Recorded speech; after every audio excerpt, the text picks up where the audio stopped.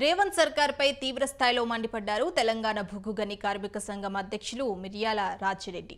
సింగరేణి కార్మికులను అంకెల గారిడి మాటల మాయాజాలంతో అటు యాజమాన్యం ఇటు రాష్ట్ర ప్రభుత్వం బురిడి కొట్టిస్తుందని ఫైర్ అయ్యారు.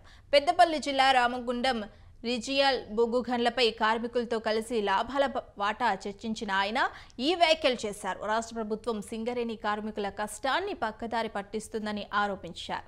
డిప్యూటీ సీఎం భట్టి విక్రమార్క ప్రకటించిన విధంగా ఈ ఆర్థిక సంవత్సరం సింగరేణి సంస్థ లాభాల వాటలో నికర లాభం నుండి 33% కార్మికులకు పంచాలని డిమాండ్ చేశారు. స్థూల లాభం 70.02 మిలియన్ టన్నుల బొగ్గు ఉత్పత్తి, 69.8 మిలియన్ టన్నుల రవాణా, 37,500 కోట్ల టర్నోవర్.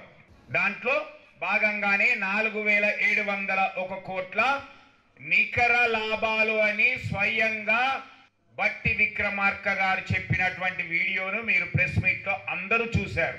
4,071 అనేటువంటిది ఇది నికర లాభం కాదు, ఇది స్థూల లాభం అట, అంటే గ్రాస్ ప్రాఫిట్ అని చెప్తా ఉన్నాడు ఆయన.